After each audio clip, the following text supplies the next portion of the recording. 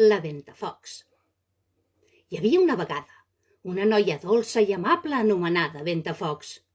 Després de perdre la seva mare, el seu pare es va tornar a casar amb una dona orgullosa i cruel que tenia dues filles igualment insuportables.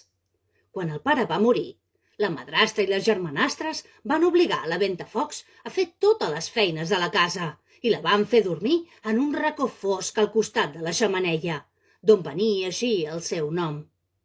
Malgrat les seves penúries, la Ventafocs somiava amb una vida millor. Un dia, el rei va anunciar que organitzaria un gran ball perquè el príncep triés esposa. La Ventafocs volia anar-hi, però la seva madrastra li va dir que només hi podria assistir si acabava totes les feines i trobava un vestit adequat. Tot i que va treballar fins a la nit, les germanastres es van burlar del seu vestit i li van trencar i tot. Desesperada, la Ventafocs va escapar al jardí i va plorar. De sobte va aparèixer la seva fada padrina i amb un somriure la fada li va dir: «No ploris, estimada, jo m'encarregaré de que puguis anar al ball». Amb un toc de la seva vareta va convertir una carbassa en una majestuosa carrossa, ratolins en cavalls i un vell llangardaix en un cotxer elegant. Finalment, va transformar el vestit esparracat de la Ventafocs en un vestit de seda brillant i unes sabates de cristall. «Recorda, la màgia desapareixerà a mitjanit», li advertí la fada padrina. Ventafocs va arribar al palau i tothom va quedar embadalit amb la seva bellesa. El príncep fascinat la va convidar a ballar. Els músics van tocar les melodies més belles mentre ells dos es movien amb gràcia per la pista, sense apartar-se la mirada. La Ventafocs, tot i estar encantada, es va adonar que el temps passava ràpidament. A les 11:30 va començar a sentir-se inquieta. El príncep, meravellat per la seva dolçor i elegància, li preguntava d'on venia i com es deia, però ella només reia, evitant donar respostes. Quan el rellotge va marcar les 12 campanades, es va aixecar de cop i va córrer cap a la porta.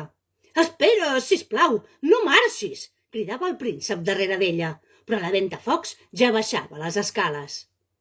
Mentre corria, una de les seves sabates de cristall va caure i va quedar a l'esglaó.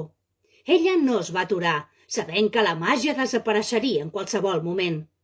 La carrossa es va convertir en carbassa, els cavalls en ratolins i el seu vestit tornà a ser vell i esparracat. Exhausta, va arribar a casa i es va amagar al seu racó abans que arribessin la madrastra i les germanastres. L'endemà al matí, el palau estava revolucionat.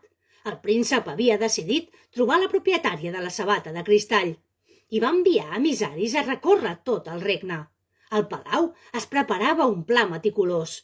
Cada noia havia de posar-se la sabata davant dels oficials reials. Els emissaris van visitar casa per casa. Les germanastres de la Ventafocs, excitades perquè havien de venir a provar la sabata, es barallaven per veure qui seria la primera.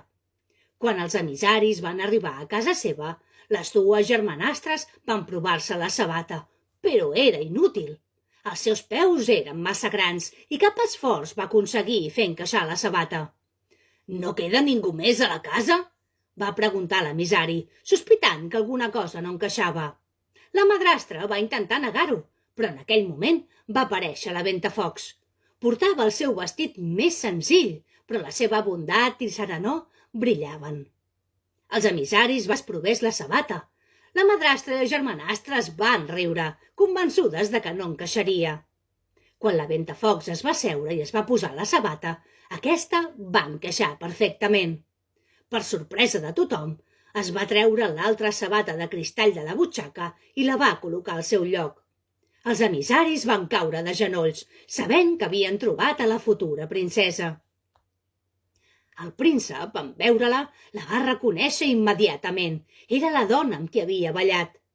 Poc després es van casar, i la Ventafocs, sense ressentiment, va perdonar a la seva madrastra i germanastres. Junts, ella i el príncep van viure feliços per sempre, i el seu coratge i bondat van ser l'admiració de tot el regne.